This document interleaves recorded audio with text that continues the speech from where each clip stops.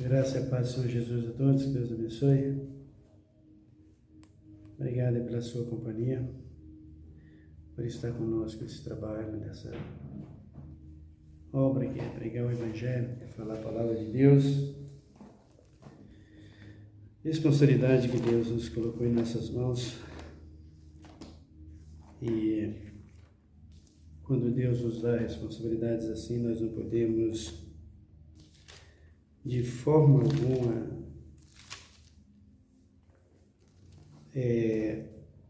deixar para trás. Nós temos que continuar e avançar, porque aquele que perseverar até o fim será salvo. O problema da igreja é que a igreja não quer perseverar, a igreja não quer prosseguir. A maioria que está prosseguindo é nos caminhos do engano. E nós não podemos seguir esse princípio porque fomos chamados para as boas obras. Nesse vídeo eu quero continuar falando a respeito do novo céu, onde Cristo tem nos alertado para falar sobre o assunto. O que será que vai acontecer com o céu? Nós já vimos que o céu vai ser destruído, que o céu vai ser demolido, vai ser enrolado, ele vai passar como um papel higiênico que você enrola e ele se desmonta todo, se desfaz todo. Assim será esse céu no dia em que Cristo voltar para arrebatar a sua igreja. Uma vez, uma única vez, para arrebatar a sua igreja. Abram comigo aí, no capítulo 14 do Evangelho de João, Evangelho de São João, capítulo 14, veja o que Cristo diz aqui sobre o que vai acontecer conosco. Capítulo 14, versículo de número 1. Não se turbe o vosso coração. Credes em Deus? Credes também em mim? Na casa de meu Pai há muitas moradas. Se não fosse assim, eu não vou-lhe teria dito, vou preparar-vos lugar. E se eu for e vos preparar lugar, virei outra vez e vos levarei para mim mesmo, para que onde eu estiver, ou melhor, para que onde eu estou, estejais vós também. Vós conheceis o caminho para onde eu vou? Disse-lhes Tomé: Senhor, mostra-nos o Pai, ou melhor, diz-lhes Tomé: Senhor, nós não sabemos para onde vais. Como podemos conhecer o caminho? Respondeu-lhes Jesus: Eu sou o caminho, a verdade e a vida. Ninguém vem ao Pai senão por mim. Se vós me conheceis, também conheceis a meu Pai. De agora em diante conheceis e os vistes. Disse-lhes Filipe: Senhor, mostra-nos o Pai, e isso nos basta. Respondeu-lhes Jesus: Há tanto tempo estou convosco, não me conheceis, Filipe? Quem me vê o Pai. Como diz tu, mostra-nos o Pai. Não credes tu que eu estou no Pai e que o Pai está em mim? As palavras que eu vos digo, não as digo por mim mesmo, antes é o Pai que está em mim, quem faz as obras. Então nós temos aqui o Senhor Jesus dizendo para os seus discípulos. E é engraçado que os discípulos não conheciam nem a Cristo e nem o Pai. Veja, queridos, como é difícil para você se apoderar do reino de Deus. Veja como é difícil para você entrar no reino. Todos nós, e a visão da igreja é que é simples, é fácil, não tem segredo nenhum. Na verdade, segredos não tem, porque Cristo revela os mistérios. Mas não é fácil entrar no reino, viu, queridos? Por isso é que Jesus, em Lucas, ele diz que o reino de Deus se apodera dele pela força. Então, Filipe, Tomé e todos os demais apóstolos, acompanhando Jesus desde o princípio, desde o início da caminhada dele, desde a sua juventude. E aqui Jesus já estava para ser crucificado, estava alertando os seus apóstolos e fazendo promessas para que eles pudessem prosseguir e continuassem na caminhada, não voltassem atrás. De repente ele fala de um assunto que os apóstolos não conheciam, não sabiam. As pessoas vêm para a igreja e entram na igreja e prestam atenção e usa o conhecimento só do apóstolo, só do pastor, principalmente aqueles que têm suas livrarias, que querem vender seus livros, aqueles que querem comprar seus jatinhos, aqueles que querem crescer o seu patrimônio terreno, sua vida terrena, aquele que quer fazer raízes aqui, entra na política, entra em tudo que é lugar, coloca a igreja em todas essas coisas, e até consulta mãe de santo, pai de santo, né? Joga carta para saber qual o futuro da igreja dele. Está cheio por aí. Fala isso sem medo de pecar. Então, as pessoas vão para a igreja e ficam conhecendo esses pastores. Veja que os apóstolos andavam com Cristo. E quando Jesus fala para os apóstolos assim, eu vou preparar-vos lugar, e virei outra vez, para que onde eu estiver, vocês também vão estar comigo. Vocês só precisam ficar na posição, vocês agora já conhecem o caminho. E aí é que Tomé diz para o Senhor, nós não sabemos para onde vais. Como podemos conhecer o caminho? Senhor, não sabemos para onde vais. Para onde o Senhor vai? Para Jesus falando que ia para a glória, que ia para o Pai, que ia para o céu. Depois de mais de 30 anos aqui, pregando o Evangelho, eles não sabiam. Então você está dentro da igreja, a bispa está lá com tudo aquilo que é do mundo, nunca mudou nada. Porque o mundo está dentro da igreja, aqui fora é o que diz a Bíblia, o lugar que se diz o joio. E dentro da igreja era onde deveria ser o trigo. Mas o que está dentro da igreja hoje é o joio, não o trigo. O que está dentro da igreja hoje é o mundo. Usos e costumes, modas, tudo dentro da igreja hoje. Fez morada, como diz o mundo. Na vida de quem? As mais influenciadoras, as bispas e as que se chama pastora, né? Que nunca foi e nunca será. Então, as pessoas vão para a igreja e conhecem essa gente.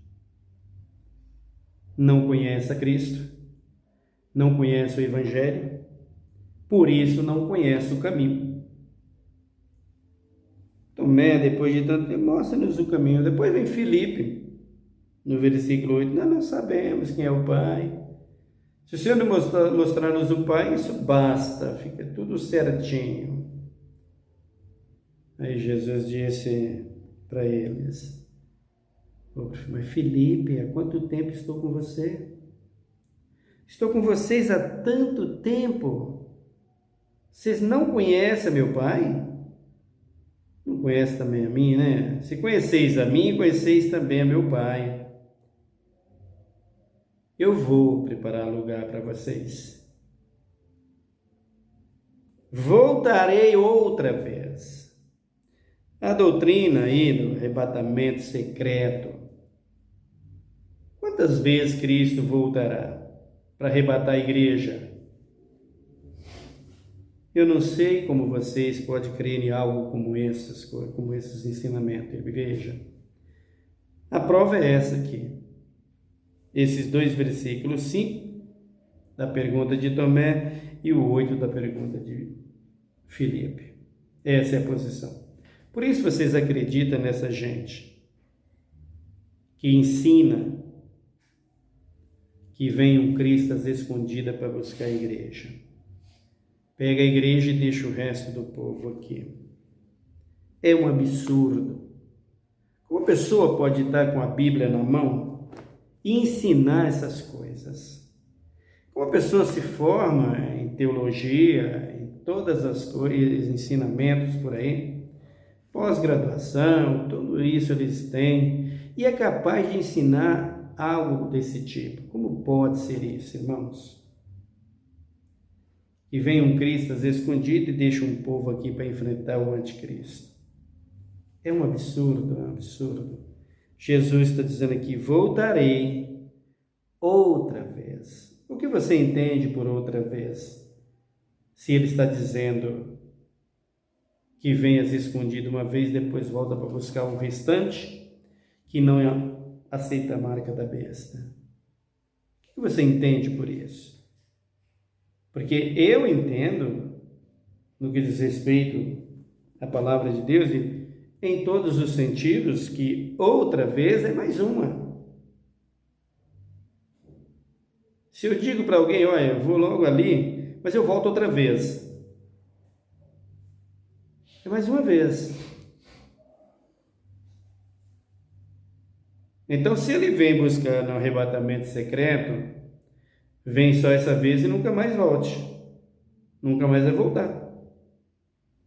Se ele vem para todo olho ver, como é a realidade, só vai vir mais uma vez. O escritor dos Hebreus diz isso, que Jesus, ele vai voltar outra vez, que Deus enviará o seu Filho mais uma vez, outra vez. Não existe 2 vezes. Não existe isso na Bíblia, queridos. Não tem isso na Bíblia.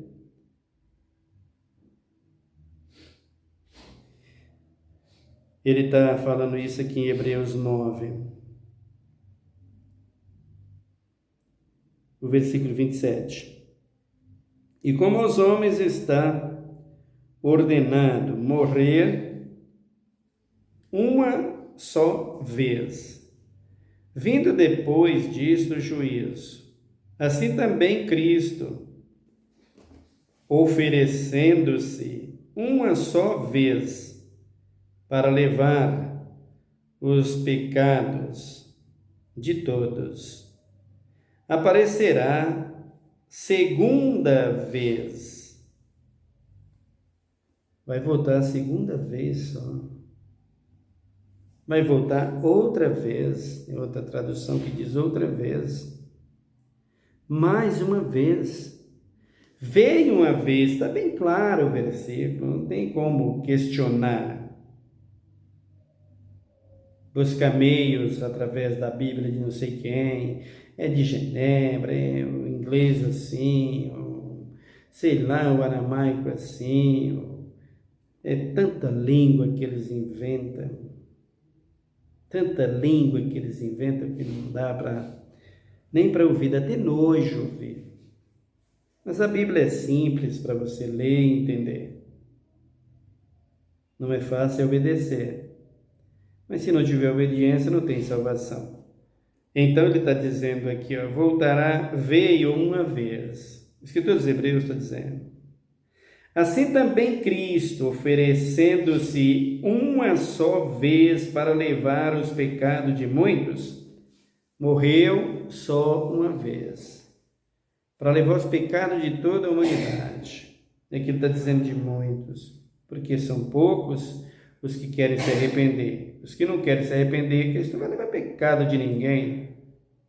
Cristo só leva o pecado de quem se arrepende. Ele morreu pelos pecadores? Sim. Morreu para tirar todo o pecado do mundo? Sim. Foi profetizado: eis o Cordeiro de Deus que tira o pecado do mundo. Agora, tira o pecado de quem quer tirar o pecado, de quem quer sair do pecado. Cristo não tirou o pecado do mundo sem que as pessoas se arrependam e voltem a Ele, porque senão não teria necessidade de pregar o Evangelho. Tudo quanto nós fizéssemos não tinha pecado, porque o pecado foi embora, acabou. Então Cristo tirou o pecado daqueles que querem se arrepender. Porque quando você diz, mas como tirou o pecado, se o pecado está aí? É exatamente por isso. Porque se a humanidade, toda a humanidade, disser não quero mais pecar, Cristo ajuda a mim porque o Senhor tirou o pecado do mundo, então todo o pecado vai embora. Mas se a pessoa não quer, Cristo não vai tirar teu pecado à força. Isso é um problema teu. Deuteronômio capítulo 15 está lá dizendo: escolhe a vida para que viva ou a morte para que morra. Esse é problema teu, querido. É você que tem que escolher. Cristo não vai encostar um fuzil na tua cabeça, um punhal na tua garganta e dizer, sai do pecado. Não vai dizer. É você que tem que escolher.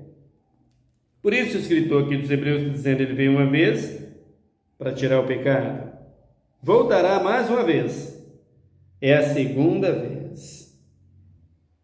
Ele está dizendo aqui, uma só vez, para levar os pecados de muitos. Aparecerá a segunda vez.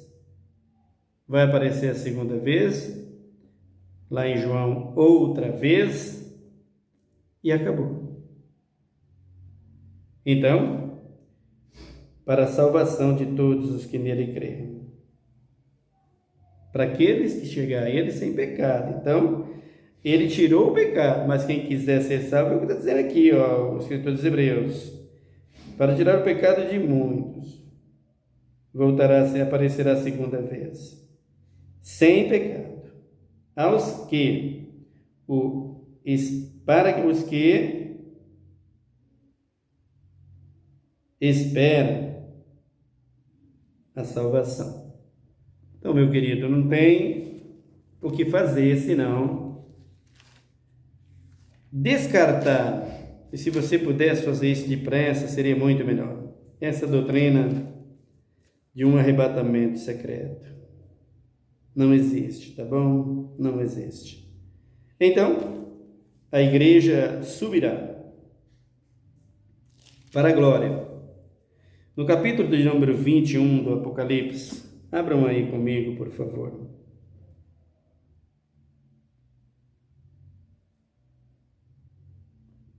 Ele diz aqui: então vi um novo céu e uma nova terra, pois já o primeiro céu e a primeira terra passaram, e o mar já não existe.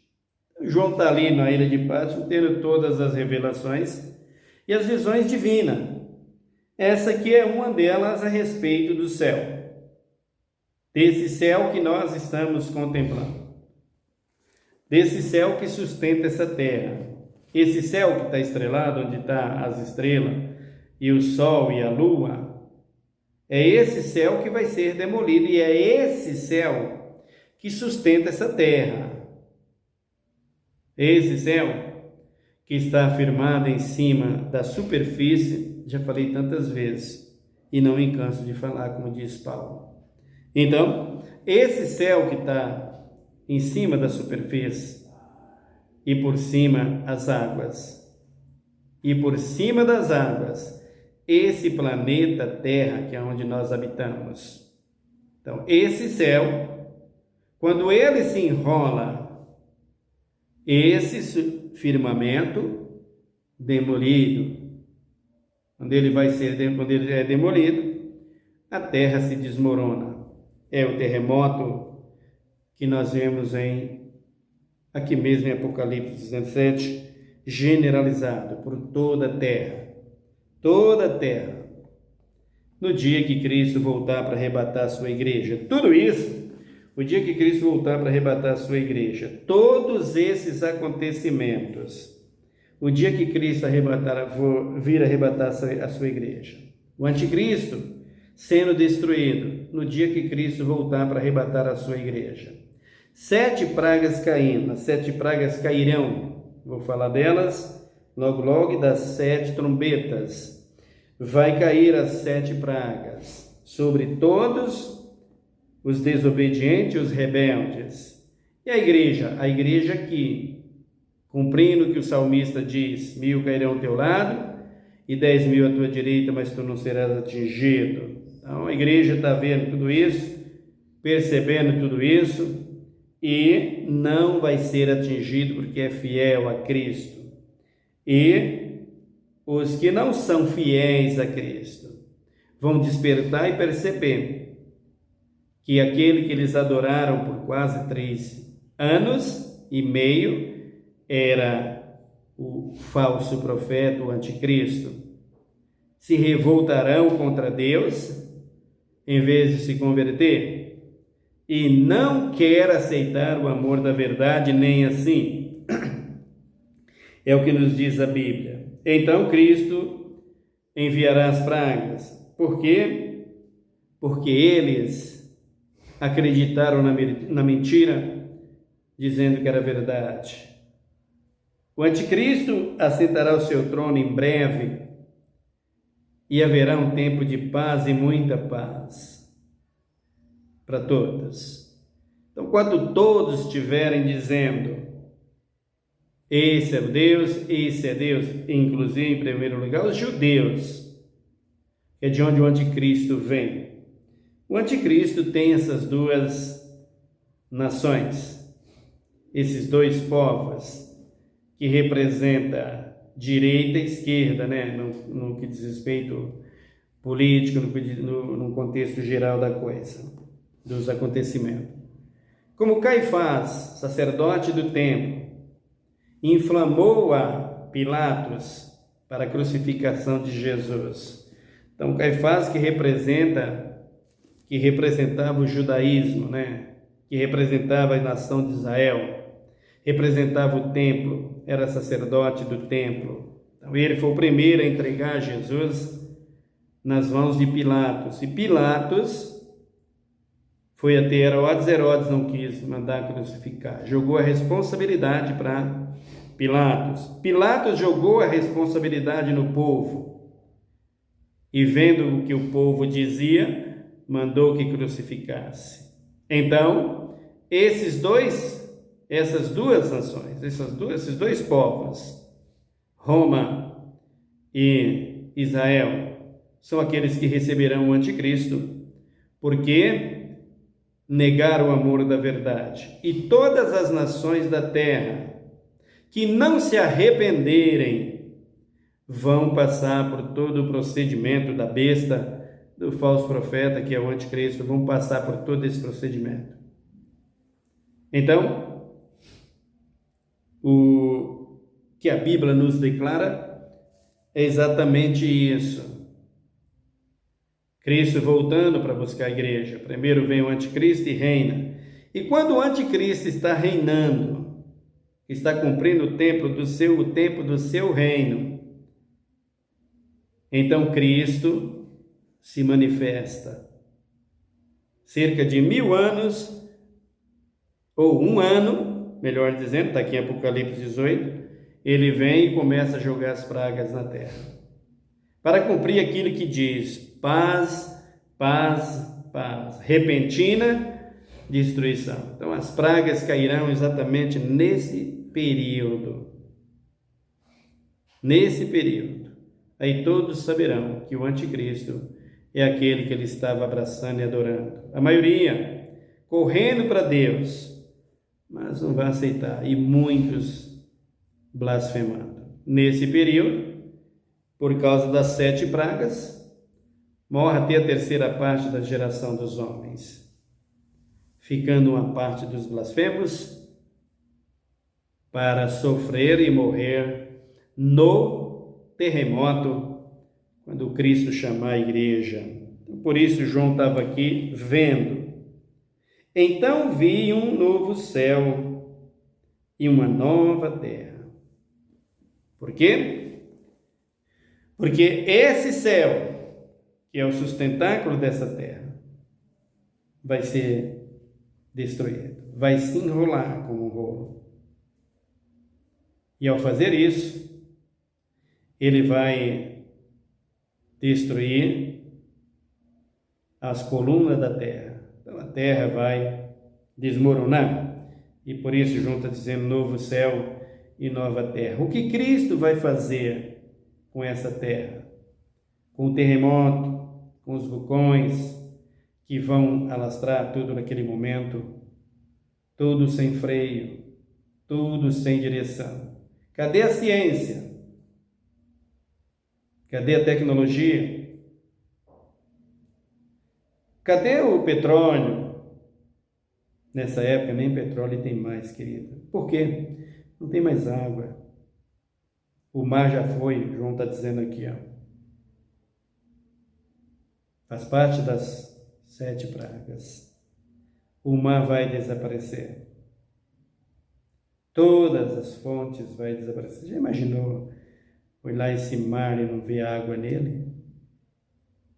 Já pensou nisso? Pois é exatamente o que vai acontecer. As fontes secaram. E o povo vai fazer? É um ano. O povo não vai ter tempo para nada disso. Talvez nem cedo eles sintam de tanto terror e tanto medo que eles estão vendo, as pragas que estão caindo. Eles nem conseguem se controlar por causa de todos os acontecimentos. Aí João está dizendo aqui, ó.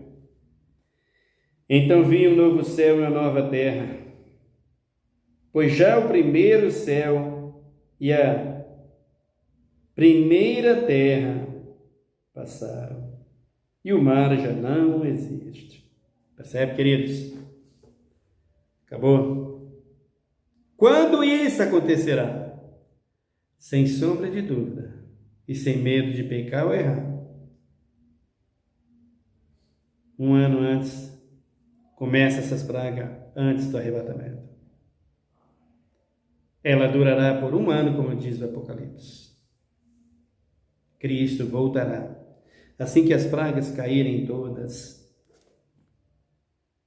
as saraivas, o sol aquecendo, os sinais na lua que já está começando. Engraçado, por que a NASA foi até a lua, o pessoal foi até a lua, e não explicou que sangue é esse que aparece na lua aí, porque a lua em sangue já apareceu muitas vezes.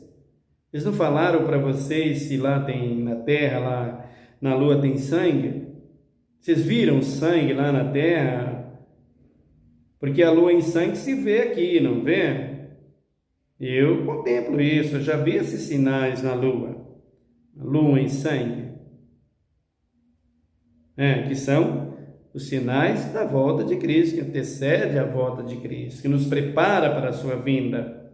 Já faz um bom tempo que a lua está se manifestando com sangue, na cor sanguínea, para cumprir a palavra. Então, eles foram lá e, chegando lá, não viu o sangue lá na lua? Qual foi a resposta que eles trouxeram? Por que estou dizendo isso? Porque eu quero dizer que o homem nunca vai na lua. Nunca. Nunca o ser humano vai pisar nesse astro chamado lua, sol e estrelas que está no firmamento, lá no céu. As estrelas que são meteorísticas, tudo bem, pode até se aproximar. Mas as estrelas que estão no firmamento nunca verão, nunca tocarão. O que vai acontecer com elas quando Cristo voltar? Elas vão perder o seu brilho. Perder o seu brilho não existe mais. Tudo que foi atingido pelo pecado deixará de existir. semana ou momentos antes da volta de Cristo, da última volta, o último acontecimento. Cristo voltando para arrebatar a sua igreja.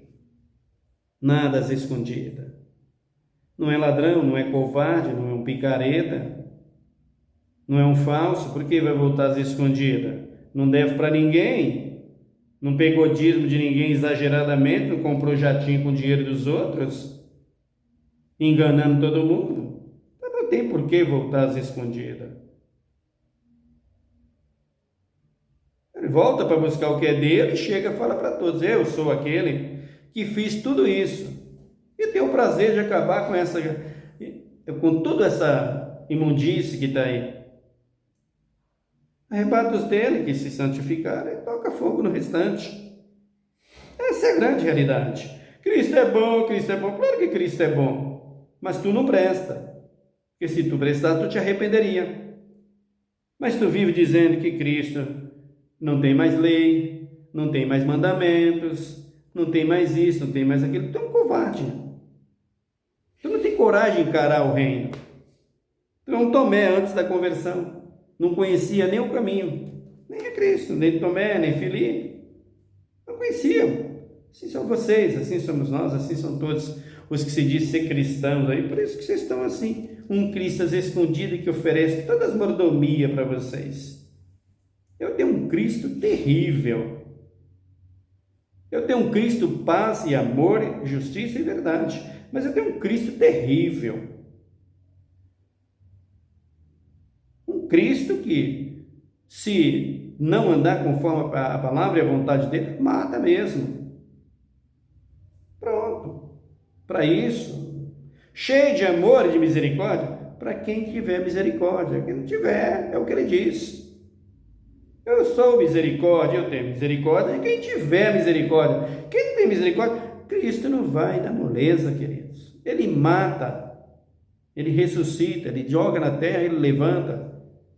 Ele faz o que ele quer. Tem essa Bíblia aqui, comprei, digo que é minha. Se eu quiser rasgar ela, tacar ela no fogo, eu faço, é minha. Assim é Cristo com tudo isso. Se eu quiser rasgar, tocar fogo em tudo isso, vou fazer. Então você se prepare, meu querido. É assim que Cristo vai fazer com você, se você não se arrepender. Sem nenhum receio, sem nenhum impedimento. É isso que Cristo vai fazer. Arrependam-se, porque o escritor dos Hebreus diz que horrenda coisa é cair na mão de um Deus irado. Brincando com Deus, Cristo que mata, Cristo que faz isso. Esse é o Cristo que eu sirvo, que mata mesmo. Vinga mesmo, macho, homem, filho do homem, determinado, comandante de guerra, senhor dos exércitos, que pegou a terceira parte dos anjos com o querubim que é Satanás e tacou aqui embaixo. Vai para lá, seu imundo. Jogou aqui e depois diz para ele: futuramente eu te mando para o fogo. E você vai virar cinza e desaparecer para nunca mais existir. É o que vai acontecer, daqui a pouco nós chegaremos no milênio e a queda de Satanás. É isso, querido, esse é o Cristo que eu sirvo. Esse é o Cristo que eu conheço, é o Cristo que eu prego. Cristo amor e misericórdia, mas Cristo justiça e juízo.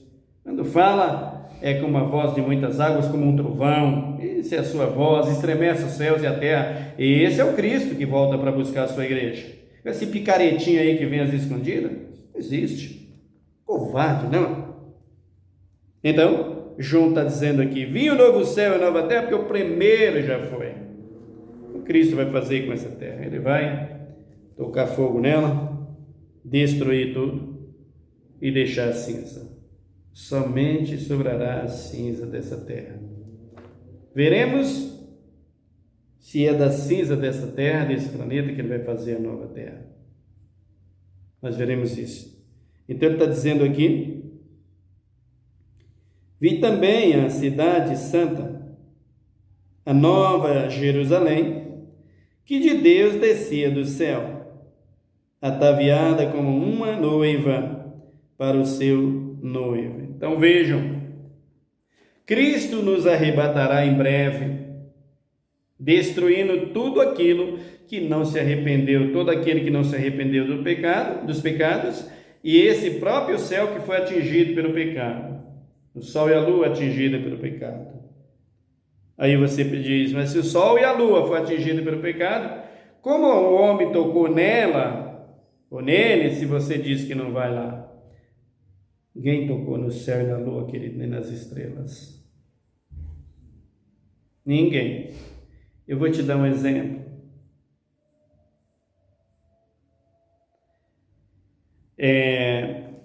A maioria das pessoas não viram John Lennon, os Beatles, mas em todo lugar eles o adoravam.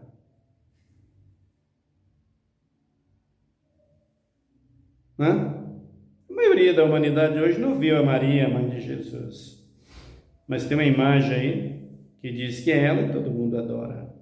Não é isso? Assim é o sol e a lua, as estrelas. Ninguém toca nele, mas olha e adora. É só você abrir Deuteronômio, capítulo de número 4.